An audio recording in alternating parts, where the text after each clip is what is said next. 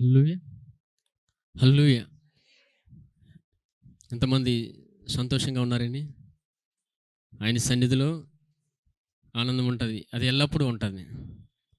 నిత్యము ఆయన సన్నిధిలో ఆనందం ఉంటుంది. ప్రతి మనిషి వచ్చి ఆనందాన్ని అనుభవించడమే. సరే, ఎంతమందికి సమస్యలు ఉన్నాయి? ఎవరు సరిగ్గా స్పందించట్లేదు. సరే, స్పందన గురించి ఒక సందర్భం చెప్తాను చూడండి. మనిషి సాధారణంగా ఎక్కడ స్పందిస్తాడంటే, ఒకరోజు ఒక ఉదాహరణ చెప్తాను. ఒకరోజు ఒక వ్యక్తి ఆరోగ్యం బాగోలేదని డాక్టర్ దగ్గరికి వెళ్ళాడు. డాక్టర్ దగ్గరికి వెళ్ళి డాక్టర్ ముందు కూర్చొని ఏం మాట్లాడట్లేదు. డాక్టర్ ఏంటి నీ సమస్య అడిగితే అయినా మాట్లాడట్లేదు. అది అరగంట అయింది. అరగంట తర్వాత అయినా మాట్లాడట్లేదు. ఇంక డాక్టర్స్ ఇంకా ఈ వ్యక్తి మాట్లాడని మెడిసిన్ షీట్ తీసుకొని ఇంకా ఆ చీటీ మీద ఇంకా మందులు రాయడం మొదలుపెట్టారు. ఫ్రంట్ బ్యాక్ మొత్తం రాసి మందులు తెచ్చుకొని ఇచ్చి పంపించాడు. అయితే ఆ వ్యక్తి మెడికల్ షాప్కి వెళ్ళి ఆ చీటీ ఇచ్చినప్పుడు ఆ మెడికల్ షాప్ అతను చూసి మొత్తం ఎంత అవుతాయని వ్యక్తి అడిగినప్పుడు 20,000 అవుతాయి అన్నాడు. వెంటనే ఈ వ్యక్తికి ఏం అర్థం అవ్వలేదు. నాకున్న ప్రాబ్లంకి 20,000 రాస్తాడా? డాక్టర్ మీద కోపం ఫైర్ అయిపోయి ఇంకా సీరియస్కి వెళ్ళి ఇంకా డాక్టర్ మీద అరవడం మొదలుపెట్టాడు. అరిచినప్పుడు డాక్టర్ ఏం స్పందించలేదు. కొంతసేపు ఉన్న తర్వాత నెమ్మది అయిన తర్వాత అప్పుడు చెప్పారు డాక్టరు, నీ సమస్య ఇదే అన్నారు. నువ్వు స్పందించకపోవడమే నీ ప్రాబ్లం, అంతకు మించిన ప్రాబ్లం ఏం లేదు అని డాక్టరు సరిపడే మందులు ఇచ్చి పంపించారు. అంటే ఇక్కడ సందర్భం ఏంటంటే, మామూలుగా సాధారణంగా ఏ వ్యక్తి అయినా సరే డబ్బు దగ్గర స్పందిస్తారు. ఎక్కడ? డబ్బు దగ్గర. ప్రతి మనిషి ఇది ఒకరని అందరూనా ధనం దగ్గర స్పందించాలి, కొన్నిసార్లు స్పందించాలి. కానీ జీవితమే డబ్బు దగ్గర స్పందన అయిపోకూడదు. ఎక్కడ స్పందిస్తే దేవుని సన్నిధిలో ఎక్కడ స్పందించాలో తెలుస్తుంది. దేవుడి సన్నిధిలో స్పందించినప్పుడు, దేవుని సన్నిధిలో హృదయం ఎప్పుడైతే విప్పబడినప్పుడు ఎక్కడ జీవితంలో స్పందించాలో దేవుడు నేర్పిస్తాడు. ఏ సమయంలో ఎలా స్పందించాలనేది దేవుడు నేర్పిస్తాడు. హల్లెలూయా. సరే, వాక్యం చూద్దాం. కొలస్సీలు రాసిన పత్రిక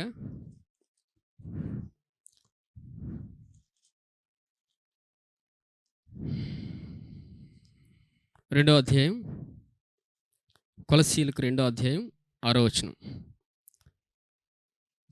కావున మీరు ప్రభువైన క్రీస్తు యేసును అంగీకరించిన విధముగా ఆయన యందు వేరుపారిన వారై ఇంటి వలె కట్టబడుచు, మీరు నేర్చుకొనిన ప్రకారము విశ్వాసమందు స్థిరపడచు, కృతజ్ఞతాస్తుతులు చెల్లించుట యందు విస్తరించుచు, ఆయన యందుండి నడుచుకొనుడి. చూసారా, ఎవరి యందు ఉండి నడుచుకోవాలన్నారు?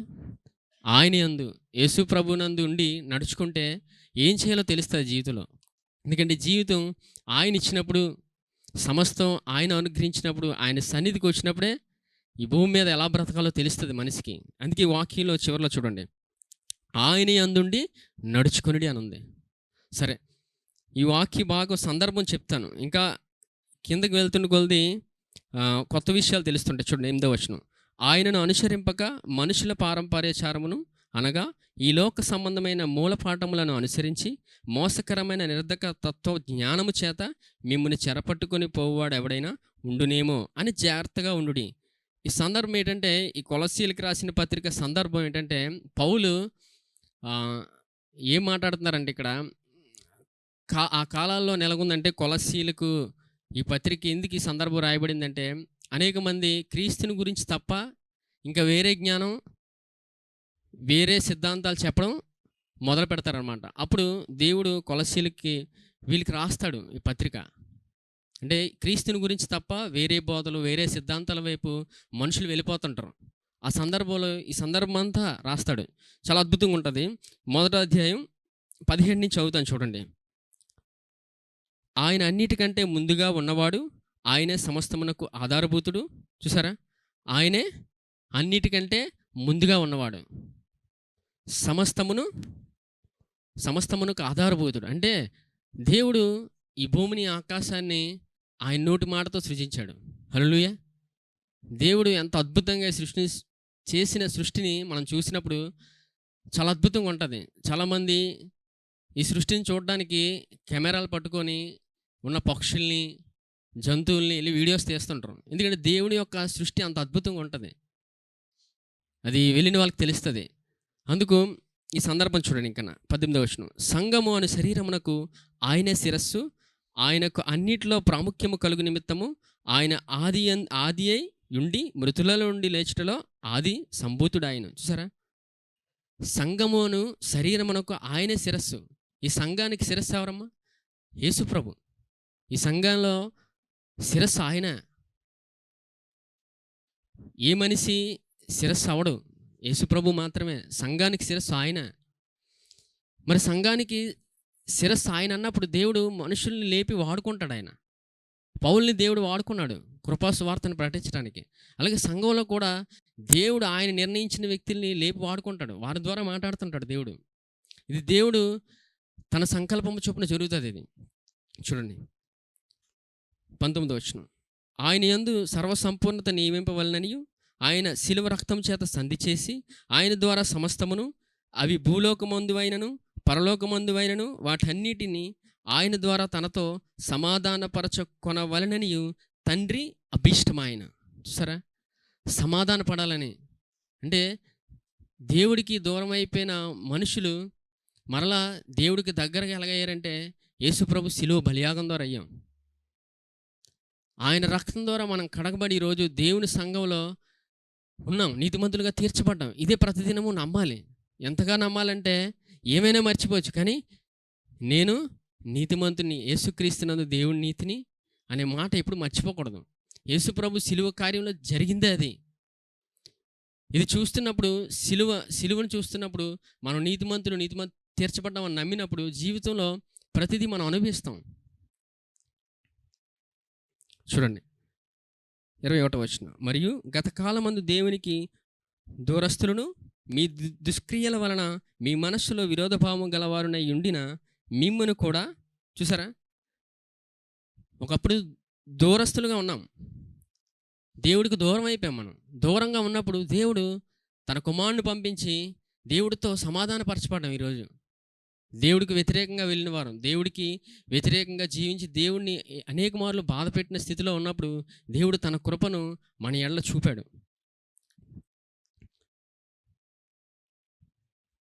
22వ వచనం, తన సన్నిధిని పరిశుద్ధులుగాను నిర్దోషులుగాను నిరపరాధులుగాను నిలవబెట్టుటకు ఆయన మాంసయుక్తమైన దేహమందు మరణము వలన ఇప్పుడు మిమ్మల్ని సమాధానపరిచెను. చూసారా, మరలా వచ్చింది. దేవుడు తన కుమారుని పంపించి మనందరి కోసం ఆయన శిలువ బలియాగం జరిగించిన తర్వాత మనం దేవుడితో సమాధానం వచ్చింది. ఇంత గొప్ప ఆధిక్యత దేవుడు మనకిచ్చాడు.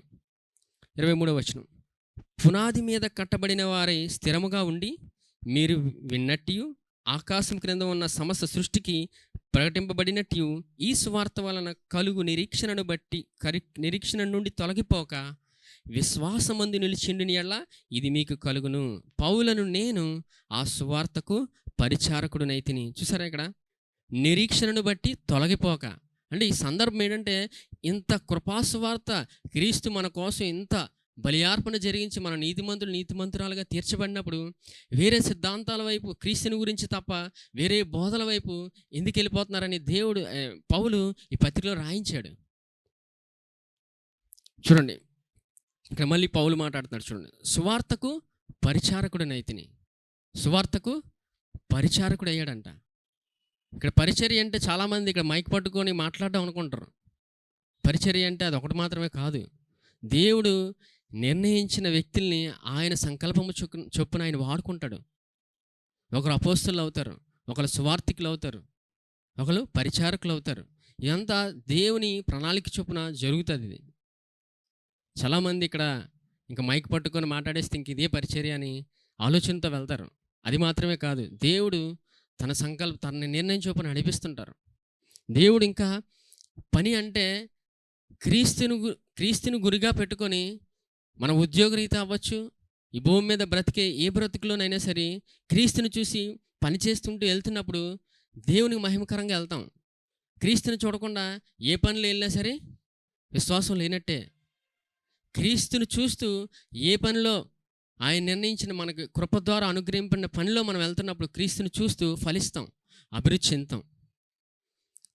అందులో దేవుడు ఆనందాన్ని ఇస్తాడు ఆ పని చేస్తున్నప్పుడు, క్రీస్తుని చూస్తున్నప్పుడు. ఎందుకంటే సంఘానికి శిరస్సు ఆయన. సంఘానికి వచ్చి దేవుని వాక్యం వింటున్నప్పుడు దేవుడు మనకి నేర్పిస్తాడు ఇక్కడ. మరి ఇక్కడ పరిచర్య చేస్తున్నప్పుడు పౌలుకి మరి బలహీనతలు లేవంట, అనేక బలహీనతలు ఉన్నాయి. ముందు పరిచారకుడుగా ఉన్నప్పుడు, ముందు సౌలుగా ఉన్నప్పుడు అనేక మందిని, సంఘాన్ని పాడు చేసేవాడు.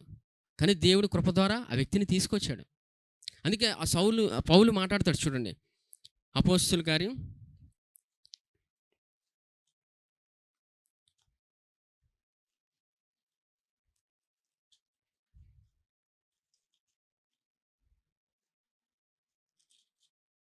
20వ అధ్యాయం 24వ 24. అయితే దేవుని కృపాసువార్తను గురించి సాక్ష్యం ఇచ్చుటయందు నా పరుగును, నేను ప్రభువైన యేసు వలన పొందిన పరిచర్యను తుదముట్టింపవలనని నా ప్రాణమును నాకెంత మాత్రమును ప్రియమైనదిగా ఎంచుకొనుటలేదు. చూసారా ఎంత అద్భుతమైన మాట దేవుడు రాయించాడో. కృపాసువార్తను ప్రకటించడానికి తన ప్రాణమును కూడా ప్రియమైనదిగా ఎంచుకోలేదంట.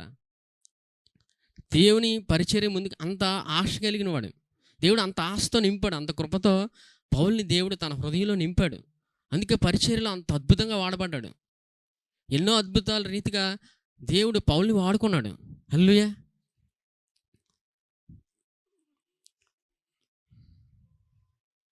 ఇక్కడ చూస్తే పరిచర్య విషయంలో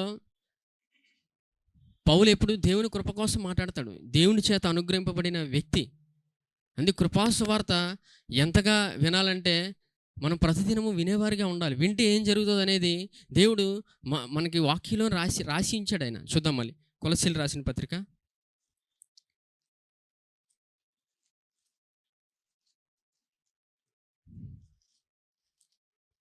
2వ అధ్యాయం 6వ వచనం చూడండి. కావున మీరు ప్రభువైన క్రీస్తు యేసును అంగీకరించిన విధముగా, చూడండి, కావున మీరు ప్రభువైన క్రీస్తు యేసును అంగీకరించిన విధముగా అంటే ముందు మనం ఏ విధంగా ఆయన అంగీకరించాం చెప్పండి. ఒక్కొక్కరు ఒక్కొక్క విధానం ఉంటుంది. కొంతమంది ఆరోగ్యరీత్యా అవ్వచ్చు, కొంతమంది ఉద్యోగరీత్యా అవ్వచ్చు. ఒక్కొక్కరు ఒక్కో రీతిలో ప్రభువుని అంగీకరించిన వారుగా ఉంటారు. చెప్పండి, మీరందరూ ఏ విధంగా అంగీకరించబడ్డారు? పోనీ ఎలా అంగీకరించారు ఆయన్ని? మాట్లాడరు ఎవరు? సరే, నేనే మాట్లాడతానండి. సంఘంలో అందరూ మాట్లాడాలి. సహవాసం ఇది.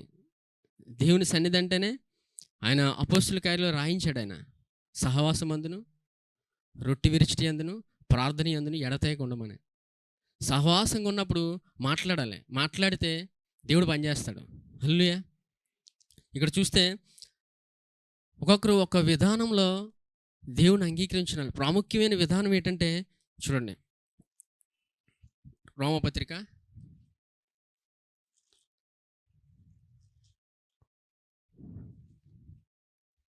10వ అధ్యాయం 9వ వచనం. అదేమనగా యేసు ప్రభువుని నీ నోటితో ఒప్పుకొని దేవుడు మృతులలో నుండి ఆయనను లేపెనని నీ హృదయమందు విశ్వసించిన ఎడల నీవు రక్షింపబడదు. ఈ మాట గుర్తించుకోండి. ఎందుకంటే ఎంత ప్రాముఖ్యమైందంటే మన జీవితం, ఇక్కడున్న ప్రతి ఒక్కరి జీవితం ఎక్కడి నుంచే మొదలైంది. యేసు ప్రభువుని గురించిన సువార్త ఆయన పరిశుద్ధాత్మ దేవుడు మనకు వినిపించినప్పుడు, హృదయంలో ఆయన వాక్యం మనం నింపినప్పుడు నోటితో ఒప్పుకున్నాం. హల్లెలూయా. హృదయమందు విశ్వసించి నోటితో పలికాం. ఎప్పుడైతే పలికినప్పుడు మనకి అంత గొప్ప రక్షణ మనం పొందుకున్నాం. మనందరం నోటితో పలుకుడు ద్వారా. ఇది కేవలం ఆయన కృపా సువార్త ద్వారా మాత్రమే జరిగింది. ఏ విధంగా అంటే పరిశుద్ధాత్మ దేవుడు ఆ వ్యక్తిని ఒప్పింపజేస్తాడు. ఆయన ఏ వ్యక్తి తన సొంతంగా యేసు ప్రభువుని అంగీకరించలేడు, తన సొంతంగా ఈ మనిషి చేయలేడు. అది పరిశుద్ధాత్మ దేవుని కార్యం ద్వారానే జరుగుతుంది. హల్లెలూయా. ఎప్పుడైతే చూడండి, యేసు ప్రభువుని నీ నోటితో ఒప్పుకొని దేవుడు మృతులలో నుండి ఆయనను లేపనండి నీ హృదయమందు విశ్వసించిన యెడల నీవు రక్షింపబడదు. చూసారా, క్రీస్తు గురించిన మాట విన్నప్పుడు విన్న ప్రతి వ్యక్తికి రక్షణ వచ్చింది. ఆ వ్యక్తి విని నమ్మి హృదయంలో విశ్వసించిన వ్యక్తి నమ్మి పలుకుడు ద్వారా రక్షణ పొందుకున్నాడు. హల్లెలూయా. మళ్ళీ కొలస్సీలకు వచ్చింది.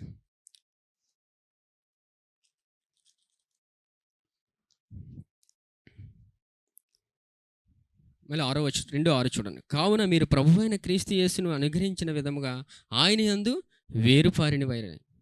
ఆయన యందు వేరుపారిన వారై.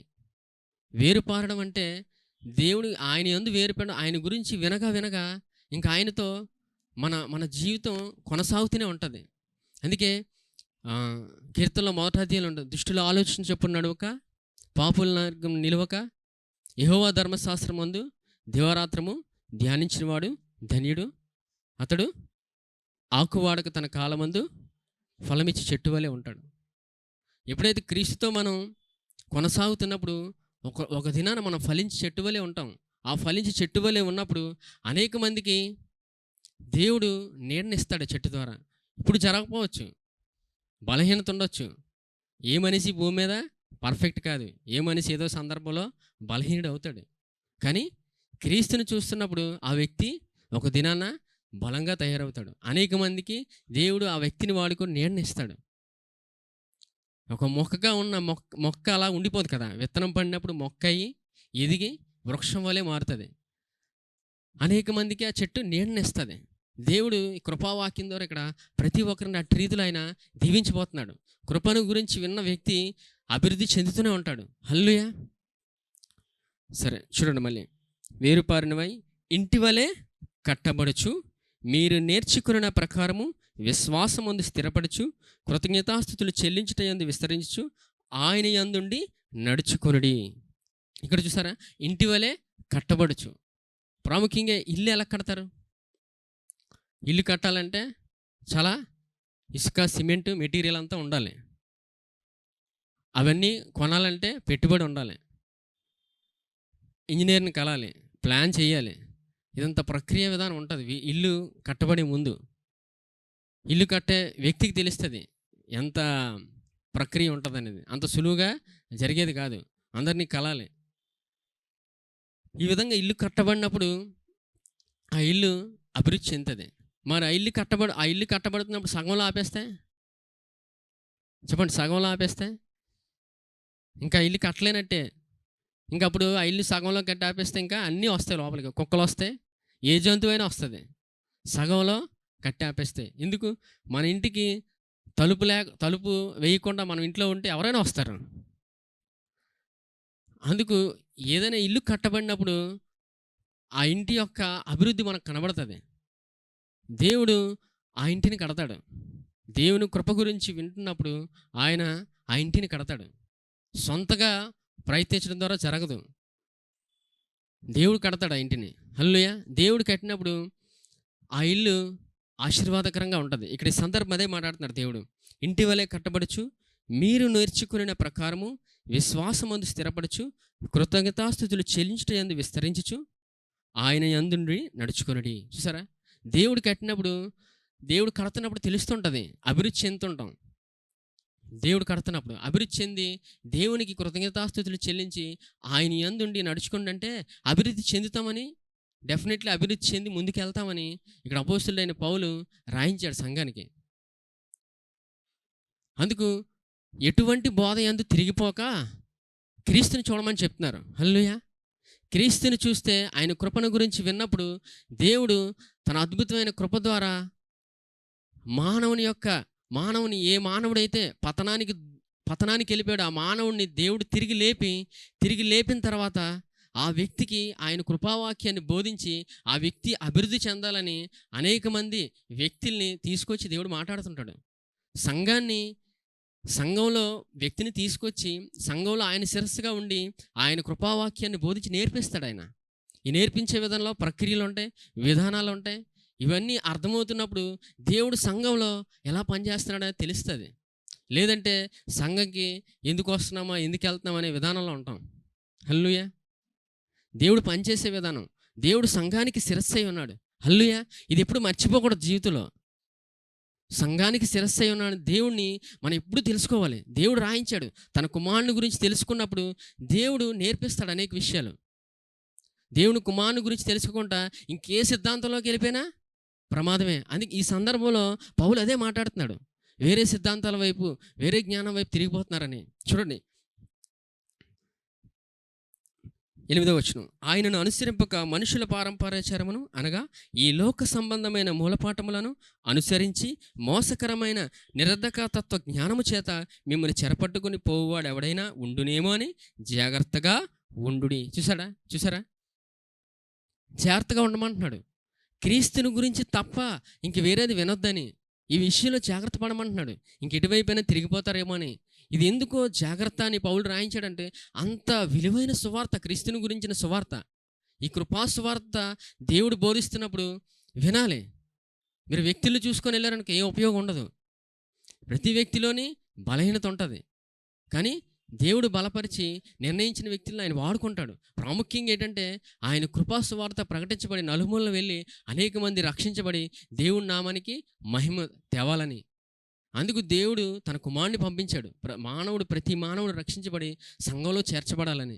సంఘంలోకి వచ్చిన తర్వాత క్రీస్తుని గురించి వినాలి, క్రీస్తు సువార్తను గురించి తెలుసుకోమని పౌలు ఇక్కడ రాస్తున్నాడు. ఎటువైపు తిరిగిపోకండి అని.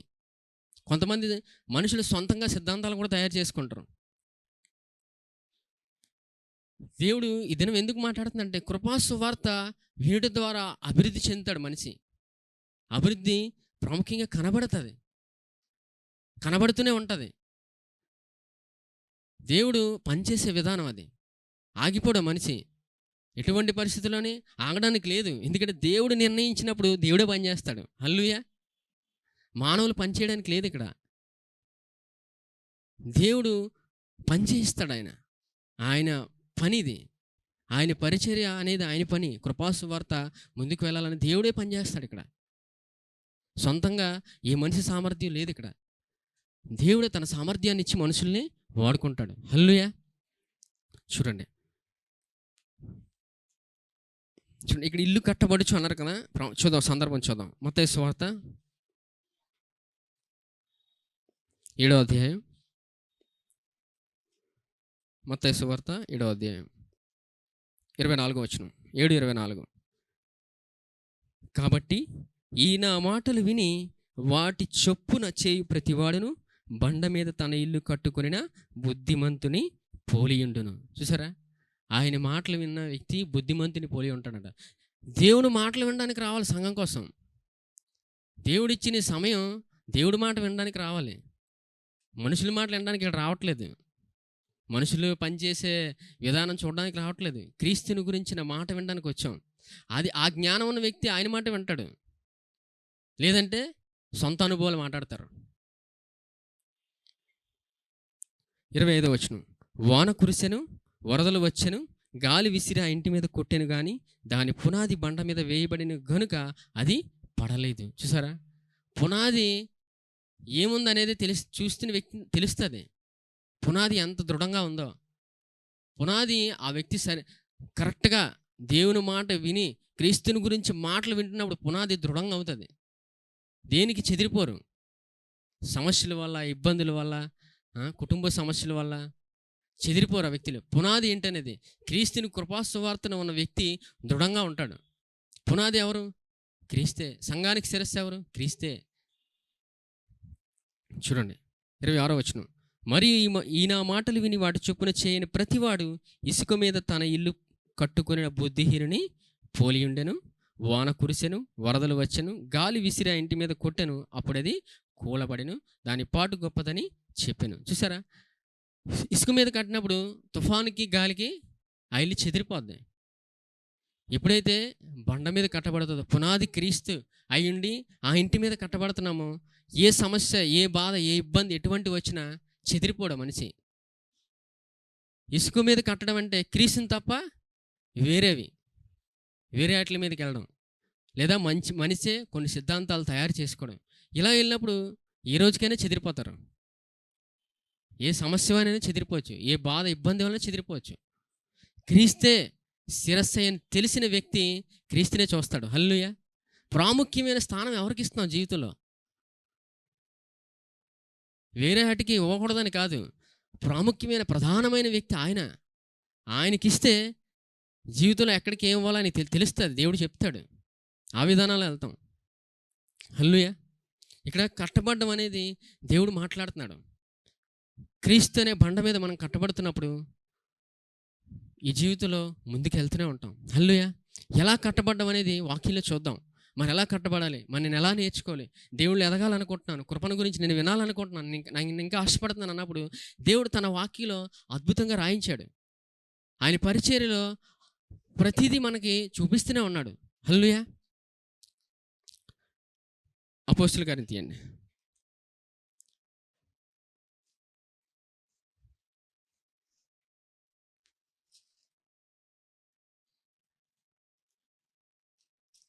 అపోస్తుల కార్యం 20వ అధ్యాయం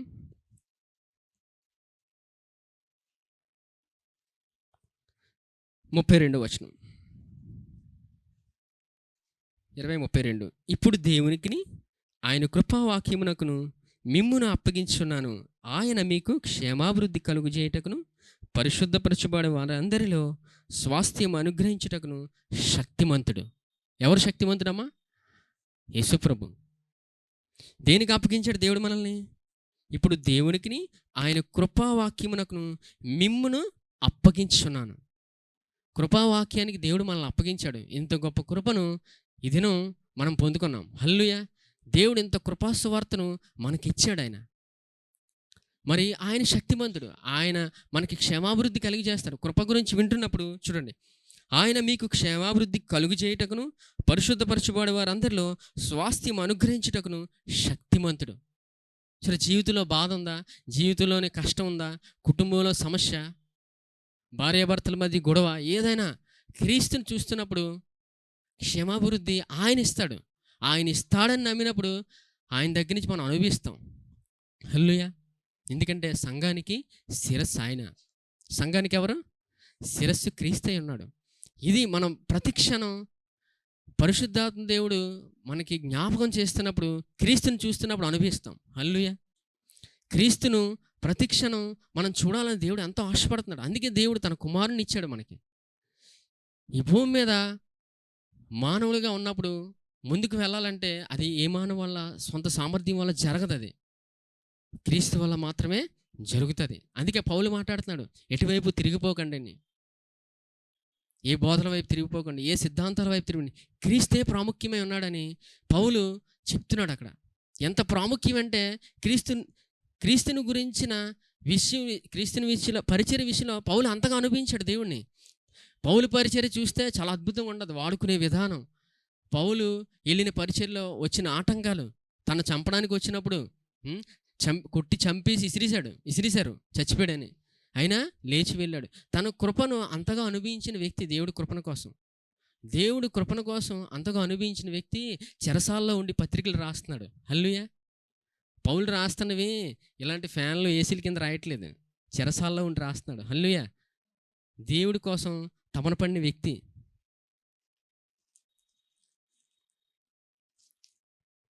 సరే, ఇప్పుడు కట్టబడ్డం ఎలాగండి? మరి వాక్యంలో చూపించారు కదా. మరి కట్టబడ్డం ఎలాగా? మరి జీవితంలో కృపాసువార్తను నేను విన్నాను. ఇప్పుడు నేను ఎలా కట్టబడాలి, ఎలా ముందుకు వెళ్ళాలనేది వాక్యంలో దేవుడు చాలా అద్భుతంగా రాయించి ఉంచాడు. ఎలా నేర్చుకోవాలనుకుంటున్నాను, ఎలా ముందుకు వెళ్ళాలనుకుంటున్నాను అని అనుకున్నప్పుడు దేవుడు రాయించి ఉంచాడు. చూడండి, మత్తయి సువార్త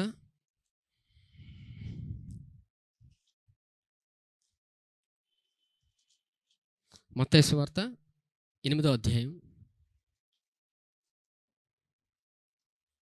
మత్తయి సువార్త 8వ అధ్యాయం మొదటి నుంచి చదువుతాను చూడండి. ఆయన కొండ మీద నుండి దిగి వచ్చినప్పుడు బహుజన సమూహములు ఆయనను వెంబడించెను. చూసారా, యేసు ప్రభు ఎక్కడికి వెళ్తే ఆయన వెంబడిస్తూనే ఉండేవారు. ఎందుకంటే యేసు ప్రభు కనిపిస్తే చాలు అనుకుంటారు చాలామంది, ఆయన మాట వింటే చాలు అనుకుంటారు. ఆయన ఈ భూమి మీద పరిచర్య చేసినప్పుడు, ఆయన పరిచర్యలు వెళ్తున్నప్పుడు మనుషులందరూ ఆయన చూడగానే ఇంక వెంబడిస్తూనే ఉండేవారు. ఎందుకంటే దేవుడు మానవులందరినీ సృష్టించాడు. సృష్టించిన వ్యక్తి ఆ ఆత్మ కూడా దేవుని కొరకు ఆశపడుతుంటుంది. ఎందుకంటే మానవుడు ఆదాము అవ్వ పాపం చేయడం తర్వాత దేవుడికి దూరం అయిపోయాడు. మరలా విడుదల ఎవరి వల్ల వస్తుంది? యేసుప్రభు వల్లే వస్తుంది. దేవుడు మానవుల్లో పెట్టిన ఆత్మకి లోపల పరిశుద్ధాత్మ ప్రేరేపణ వల్ల తెలుస్తుంటుంది. పరిశుద్ధాత్మ ప్రేరేపణ ద్వారానే ఆ వ్యక్తి ఆయన దేవుడని గ్రహించగలడు. చూడండి, మనం చూస్తున్న వ్యక్తుల్ని మన చుట్టుపక్కల మన ఎంత దేవుని కృప సువార్తను గురించి చెప్తున్నప్పుడు వాళ్ళు గ్రహించలేకపోతున్నారు. ఎందుకు? ఆ వ్యక్తి గ్రహించాలన్నా పరిశుద్ధాత్మ ద్వారానే జరుగుతుంది. దేవుడు అందుకే చెప్తాడు, తండ్రి ఆకర్షిత తప్ప ఎవరును నా యొద్దకు రాలేడని. ఈ దినం క్రీస్తు వరకు దేవుడు మనల్ని తీసుకొచ్చాడు, తండ్రి ఆకర్షించాడు. హల్లెలూయా. ఇక్కడ కూడా ఈ సందర్భంలో ఏంటంటే జన సమూహము ఆయనను వెంబడించెను. ప్రతి మానవుడు ఆయన వెంబడిస్తున్నాడు. ఎందుకంటే విడుదల ఎక్కడ దొరుకుతుంది? యేసు ప్రభు దగ్గరే. హల్లెలూయా. చూడండి 2వ వచనం. ఇదిగో కుష్ఠరోగి వచ్చి ఆయనకు మునుక్కి, ప్రభువా నీకు ఇష్టమైతే నన్ను శుద్ధినిగా చేయగలవనెను. ఏమడిగాడు ఆ కుష్ఠరోగి? ప్రభువా నీకు ఇష్టమైతే నన్ను శుద్ధిగా చేయగలవని అడిగాడు. అడిగినప్పుడు యేసు ప్రభు స్పందన చూడండి ఒకసారి. ఇది చాలా ప్రాముఖ్యం. చూడండి 3వ వచనం. అందుకు ఆయన చేయి చాపి వాణ్ణి ముట్టి నాకు ఇష్టమే. సరే, యేసయ్య అంత అద్భుతమైన మాట పలికారా? యేసయ్య హృదయం సాధారణంగా చూస్తే, ఇంకా చదువుతాను, ఇంకా అద్భుతంగా ఉంటుంది. నీవు శుద్ధుడవు కమ్మని చెప్పగా తక్షణమే వాని కుష్ఠరోగము శుద్ధి ఆయను. కుష్ఠరోగం యేసయ్య ముట్టి నాకు ఇష్టమే అని ముట్టి చేసినప్పుడు అద్భుతం జరిగిందా లేదా? జరిగింది. హల్లెలూయా. దేవుడు తన కృపను చూపుతున్నాడు. దేవుడు తన కృపను చూపుతున్నాడు. కానీ ఆ సందర్భం ఏంటంటే అది ధర్మశాస్త్ర కాలం. ఏ కాలం? ధర్మశాస్త్ర కాలం. ఆ వ్యక్తిని, కుష్ఠరోగిని ముట్టుకున్న వ్యక్తి అపవిత్రుడు అయిపోతాడు. కుష్ఠరోగిని వ్యక్తి ఆ దినాల్లో ముట్టుకోకూడదు. కుష్ఠరోగిని అసలు ఊర్లోకే రానివ్వరు, ఊరు బయట ఉండాలి కుష్ఠరోగి. కానీ ఆ కుష్ఠరోగి యేసుప్రభు మాట విని ఎత్తుక్కొని వచ్చాడు. కుష్ఠరోగి ఆ ఊర్లోకి వస్తే డెఫినెట్లీ చంపేస్తారు, ఎందుకంటే ఊరు అవతల ఉంచుతారు, ఊరి లోపల ఉంచారు కుష్ఠరోగి. కానీ ఎవరిని ఎత్తుక్కొని వచ్చాడు? యేసుప్రభుని వెతుక్కొని వచ్చాడు. యేసుప్రభుని వెతుక్కొని వచ్చినప్పుడు యేసుప్రభు ఆ వ్యక్తిని ముట్టి స్వస్థపరిచాడు. ఇక్కడ యేసుప్రభు ఈ ధర్మశాస్త్ర కాలంలో యేసుప్రభు ఏం చూపుతున్నారు? కృప చూపుతున్నారు. ఆయన ఎలా చూపుతున్నారు? అదే ప్రాముఖ్యం ఇక్కడ. దేవుడు ఆయన స్పందన చూడండి, యేసుప్రభు చూపే స్పందన ఆ కుష్ఠరోగి వచ్చినప్పుడు. 3వ వచనం. అందుకు ఆయన చేయి చాపి వాణ్ణి ముట్టి నాకు ఇష్టమే అని మాట పలికెను. యేసుప్రభు ఏం చేశారు? ముట్టి పలికారు ఆయన నాకు ఇష్టమే అని. పలికినప్పుడు ఆ వ్యక్తి జీవితంలో రక్షణ అనుభవించాడు. విడుదల పొందుకున్న వ్యక్తి రక్షణ అనుభవించాడు. ఎన్నో దినాలు, ఎన్నో సంవత్సరాలు అయి ఉండొచ్చు మనుషుల చేత అసహించబడి, మనుషుల చేత దూషించబడి ఊరి బయట ఉండిపోయాడు. కుటుంబం గుర్తొచ్చి ఉండొచ్చు. అవునా? ఎవరి దగ్గరికి వెళ్ళకూడదు, ఎవరు ముట్టుకోకూడదు, తిండి కూడా పెట్టరు. అలాంటి వ్యక్తి క్రీస్తు దగ్గరికి వచ్చినప్పుడు దేవుడు ఆదరించాడు, కృప చూపాడు. ఆయన బలహీనంలో ఉన్న వ్యక్తిని ఆయన లేపాడు. ఆయన హల్లెలూయా. దేవుడి దినం మనందరికీ నేర్పిస్తున్నాడు. ఆయన హల్లెలూయా. బలహీనల్ని ఆయన లేవనెత్తాడు. ఈ భూమి మీద ఏ మానవుడు బలవంతుడు కాదు. బలవంతుడు అవ్వాలంటే అది క్రీస్తు ద్వారానే బలవంతుడు అవగలడు. ఆయనే ప్రాముఖ్యం. ఆయన గురిగా ఉన్న వ్యక్తి ముందుకెళ్తూనే ఉంటాడు. పౌలు పరిగెడుతూనే ఉన్నాడు. యేసుప్రభుని చూస్తున్నంతకాలం చూశాడు. కృప సువార్త దేవుడు నిర్ణయించాడు నన్ను అని తెలుస్తున్నంతకాలం తెలుసుకొని దేవుని పరిచర్య విషయంలో పరిగెట్టాడు. దేవుడిచ్చిన గొప్ప సువార్త విషయంలో పరిగెడుతూనే ఉన్నాడు, ఆగిపోలేదు. ఎన్ని వచ్చినా ఆగలేదు. ఎందుకు? దేవుని కృప అంతగా అనుభవించాడు. అనుభవించి ఈ సంఘాలకి పత్రికలన్నీ రాయించాడు చెరసాల్లో ఉండి. మనం జైల్లో వేస్తే, జైల్లో చాలా అద్భుతంగా ఉంటుందా? జైల్లోని బాగా చూసుకుంటారా? జైల్లోని ఎంత కష్టంగా ఉంటుందో జైలుకి వెళ్ళి చూడండి. ఒక సందర్భంలో నేను ట్రై చేశాను వెళ్ళడానికి, జైలుకి వెళ్తాను. దేవుడి పరిచర్యలో ఉన్నప్పుడు ఇవన్నీ దేవుడు నాకు కొన్ని నేర్పించాడు. చాలా ట్రై చేశాను. ఆ దగ్గరికి వెళ్ళి వచ్చాను కూడా, దూరంగా దగ్గరికి వెళ్ళి, కానీ విన్నాను ఖైదీలు చెప్పే మాటలు అవన్నీ విన్నాను. ఎందుకు? దేవుడు నేర్పించాడు. అవి అంత దారుణంగా ఉంటుంది పరిస్థితి, అంత భయంకరంగా ట్రీట్ చేస్తారు. అలాంటి మరి మరి ధర్మశాస్త్ర కాలం తర్వాత రోమా ప్రభుత్వం మరి ఇంకెలాగా, ఇంకెంత దారుణంగా పౌలు హింసించి ఉంటారు. ఆ జైల్లో ఉన్నప్పుడు కూడా అద్భుతాలు జరిగిపోయేవి. హల్లెలూయా. దేవుని కృపతో నింపబడిన వ్యక్తి ఎక్కడున్నా అద్భుతం జరుగుతుంది. జైల్లో ఉన్నప్పుడు కూడా జైలు సంఖ్యలన్నీ పగిలిపోతాయి. హల్లెలూయా. ఎటువంటి సంఖ్యలైనా పగిలిపోద్ది. ఎందుకు? క్రీస్తు నామాన్ని జరుగుతుంది, అది నిలబడదు. ఈ దినం సమస్యతో బాధపడుతున్నారా? కుటుంబ సమస్య, బాధ ఏదైనా క్రీస్తుని గురించిన కృప గురించి విన్నప్పుడు ఎటువంటి బాధ అయినా తొలగిపోద్ది, ఎటువంటి సమస్య అయినా పారిపోవలసిందే. హల్లెలూయా. దేవుడు ఈ సంఘాన్ని అంతగా ప్రేమించాడు. ప్రేమించి తన కృపా సువార్తను గడిచిన సంవత్సరాల్లో ఎంతో దేవుడు బోధిస్తూనే ఉన్నాడు. దేవుడు నేర్పించాడు కాబట్టి ఇంకా ఈ కృపా సువార్తను ఆయన బోధిస్తూనే ఉన్నాడు. ఆయన నేర్చుకోమని చెప్తున్నాడు ఆయన. మరి ఇక్కడ చూస్తే ఈ సందర్భం చూస్తే యేసుప్రభు పలికారు. ఏం చేశారు యేసుప్రభు వారు? పలికారు. నాకు ఇష్టమే అని పలికారు. యేసయ్య హృదయం అదే. హల్లెలూయా. దేవుని హృదయం అదే. ఈ భూమి మీద ఏ వ్యక్తిని అయినా అసహించుకోవచ్చు. కానీ ఒకటి మర్చిపోకండి, దేవుడు ఎప్పుడు ప్రేమిస్తూనే ఉంటాడు. హల్లెలూయా. మనుషులుగా కొన్ని సందర్భాల్లో జరగవచ్చు, ఎందుకంటే మనం దేవుళ్ళం కాదు. ఆయన సమస్తానికి ఆధారభూతుడు. ఏదన్నా ఆయన దగ్గరికి వెళ్ళి నేర్చుకోవాలి. హల్లెలూయా. ముందుకెళ్తున్నప్పుడు ఆయన నేర్పిస్తూనే ఉంటాడు. హల్లెలూయా. దేవుడు నేర్పిస్తూనే ఉంటాడు. నేర్చుకోవడానికి ఎంతగా ఇష్టపడుతుంటామో ఆయన నేర్పిస్తున్నాడు. ఈ సందర్భంలో దేవుడు ఏం నేర్పిస్తున్నాడంటే, ఎలా కట్టబడ్డం అనేది దేవుడు నేర్పిస్తున్నాడంటే, మనం ముందు విధానం చూసాం. యేసు ప్రభువుని ఎలా నమ్ముకొని ఉన్నాం మనం? రోమపత్రిక 10వ అధ్యాయం 9వ వచనం. రోమపత్రిక 10:9 చూడండి. అదేమనగా, యేసు ప్రభువు నీ నోటితో ఒప్పుకొని దేవుడు మృతులలో నుండి ఆయన లేపిన నీ హృదయమందు విశ్వసించిన యెడల నీవు రక్షింపబడదువు. చూసారా, యేసు ప్రభువు నీ నోటితో ఒప్పుకొని అంటే ఏం చేయాలి? పలుకుతున్నాం. హృదయంలో ఎప్పుడే ఆయన ద్వారానే పాపినైన నన్ను ఆయన నీతిమంతుడిగా తీర్చాడు. ఆయన శిలువ బలియాగం ద్వారా నేను నీతిమంతుడిగా తీర్చబడిన హృదయంలో నమ్మి పలికినప్పుడు ఆ రక్షణ వచ్చింది. హల్లెలూయా. రక్షింపబడ్డాం. అక్కడ యేసు ప్రభువు నేర్పిస్తుంది కూడా అదే.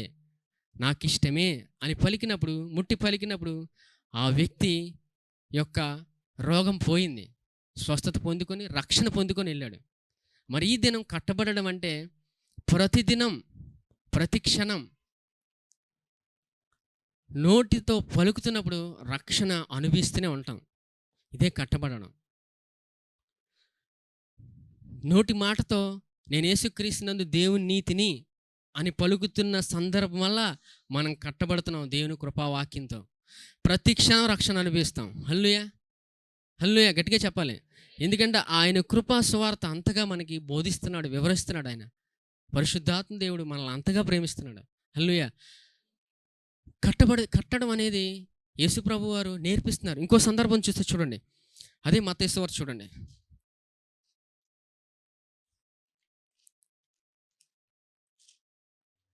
మత్తయి సువార్త 8వ అధ్యాయం. అదే సందర్భంలోని చూడండి, దేవుడు ఇంకో అద్భుతం కనబడుతుంది.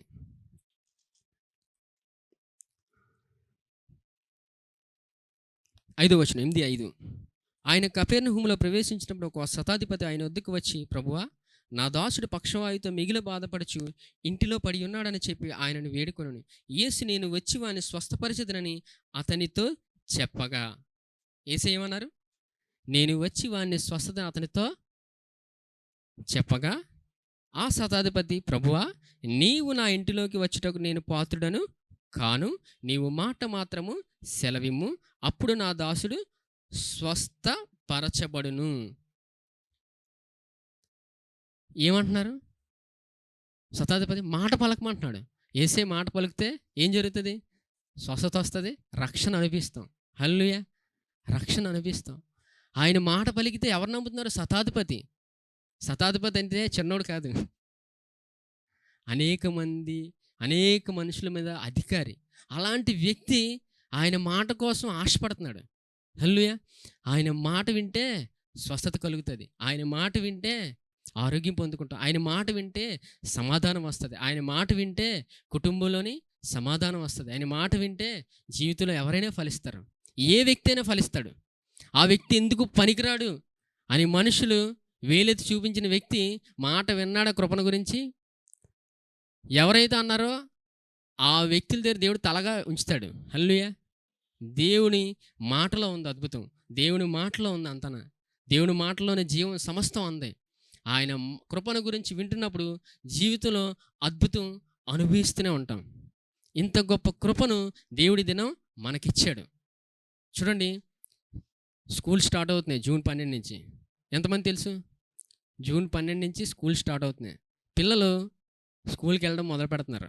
మొదలుపెట్టిన తర్వాత స్కూల్కి వెళ్ళి ఏం చేస్తారు? కూర్చుంటారా? కూర్చుంటే వాళ్ళకి ఎగ్జామ్స్లో మంచి మార్క్స్ వస్తాయా?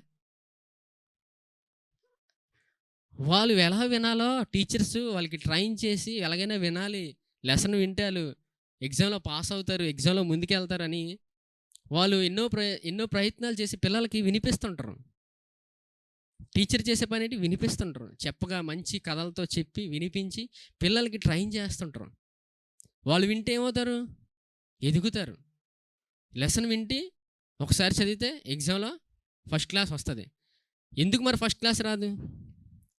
వినలోని వాళ్ళకి ఎవరికి రాదు. అంటే ఉదాహరణ అంతే, సందర్భం. ఇక్కడ దేవుడు సంఘంలో ఆయన కృపావాక్యాన్ని బోధిస్తున్నప్పుడు మనం ఎంతగా వింటుంటామో ఆయన మాట వినుడి ద్వారా మనం ఫలించి అభివృద్ధి చెందుతాం. మనం అభివృద్ధి చెందాలనే దేవుడు ఆశపడుతున్నాడు. మొదటి ఆదాము అవ్వ ఏం కోల్పోయారు? ఫలించి అభివృద్ధి చెందమన్నాడు ఆయన. ఆ ఫలించి అభివృద్ధి చెందడం అనేదే కోల్పోయారు. పాపం ఎప్పుడైతే రావడం వల్ల ఫలించి అభివృద్ధి చెందవలసిన వీళ్ళు పాపం రావడం వల్ల అడ్డుగా ఉండిపోయింది దేవుడికి మానవుడికి. యేసు ప్రభు శిలువ బలియాగం ద్వారా మానవుడు గొప్ప రక్షణ పొందుకున్నాడు, నీతిమంతుడిగా తీర్చబడ్డాడు. ఈ దినం ఆయన గురించిన మాట వినుట ద్వారా ఫలించి అభివృద్ధి చెందుతూనే ఉన్నాం. మొదటి ఆదాము అవ్వ కోల్పోయారు. మొదటి ఆదాము. రెండో ఆదాముకి ఎవరు వచ్చారు? క్రీస్తు వచ్చారు. హల్లెలూయా. ఆయన ద్వారా మనం ఫలిస్తూనే ఉంటాం. ఇది ఆగదు. ఎంతమంది వ్యక్తులు వచ్చి ఆపుదామన్నా ఆగదు అది. ఆయన గురించి, ఆయన మాటను గురించి వింటున్న కొలది ఆ ప్రయాణంలో అభివృద్ధి చెందుతూనే ఉంటాం. హల్లెలూయా. ఎంతమందికి అభివృద్ధి చెందాలని ఉంది? కృపాసువార్తను గురించి ఎంతగా వింటుంటారో ఫలించి అభివృద్ధి చెందుతారు.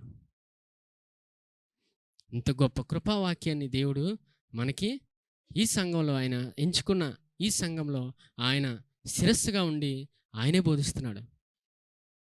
ఆయనే సంఘానికి శిరస్సై ఉన్నారు. ఆయన గురించి, ఆయన మాటను గురించి ఎంతగా వింటుంటామో అభివృద్ధి చెంది ముందుకి వెళ్తూనే ఉంటాం. ఈ సమయంలో రొట్టె ద్రాక్షరసం తీసుకో. ఈ రొట్టె ఆయన శరీరానికి సాదృశ్యంగా ఉంది. ఈ రొట్టె ఆయన శరీరానికి సాదృశ్యంగా ఉంది. మానవులందరి కోసం ఆయన స్వరూపమైనను సొగసైనను ఆయన స్వరూపాన్ని ఆయన కోల్పోయాడు. ఆయన ఒక సందర్భంలో సిలువకు వెళ్ళే ముందు ఆయన ఎన్నో కొట్టారు, ఆయన ఎన్నో దెబ్బలు తిన్నారు. ఆయన స్వరూపం కొట్టగా వికారం ఆయన. ఎందుకంటే మానవుడు చూడనొల్లని వాడిగా ఆయన అయిపోయాడు. మనం ఆరోగ్యంగా ఉండాలని ఆయన దెబ్బలు తిన్నాడు. మనం ఆరోగ్యంగా ఉండాలని ఆయన నలిగిపోయాడు. ఇదేను ఆయన పొందిన దెబ్బల వలన నాకు స్వస్థత కలుగుచున్నదని నమ్మి తీసుకోండి.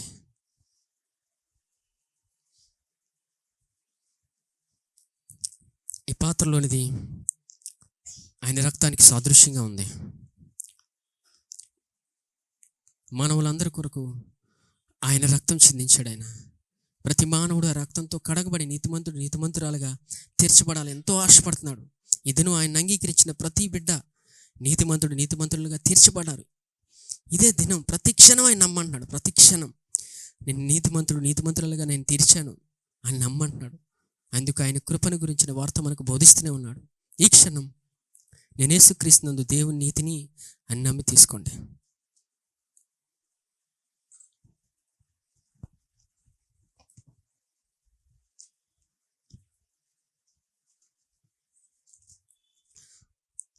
పరిశుద్ధుడైన తండ్రి, మీకు వందనాలు దేవా.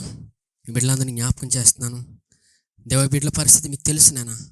వారి కుటుంబ విషయంలో కానీ, వారి వ్యక్తిగతమైన విషయంలో కానీ ఎటువంటి సమాధానం లేని స్థితి ఉంటే మీరు సమాధానం దయచేయండి. మీ కృపను దయచేయండి నాన్న. మీ కృపను దయచేయండి. అలాగే దేవా, వారి ఉద్యోగ విషయంలో, వ్యాపార విషయంలో మీ కృపను దయచేయండి నాన్న. వారి ఉద్యోగ విషయంలో, వ్యాపార విషయంలో మీ జ్ఞానం దయచేయండి నాన్న. దేవా, ఇక్కడ మేమందరం ఎల్లప్పుడూ ప్రతిక్షణం మీ వైపు చూస్తూ ముందుకెళ్ళే గొప్ప కృపలోకి నడిపించండి నాయన. ఎందుకంటే సంఘానికి శిరస్సు మీరు నాయన. ఈ సంఘానికి శిరస్సు మీరే ఉన్నారు నాయన. ప్రతిక్షణం మీ వైపు చూస్తూ ముందుకెళ్ళే గొప్ప కృపలోకి నన్ను మమ్మల్ని నడిపించి వాడుకొని మీరే మహిమ ఘనత పొందుకోమని నజరేయుడైన యేసుక్రీస్తు నామములో అడుగుచున్నాను తండ్రి. ఆమేన్. యెహోవా నిన్ను ఆశీర్వదించి నిన్ను కాపాడునుగాక. యెహోవా తన సన్నిధి కాంతి ప్రకాశింపజేసి నిన్ను కరుణించునుగాక. యెహోవా తన సన్నిధి కాంతి ఉదయింపజేసి నీకు సమాధానము కలుగజేయునుగాక. ఆమేన్.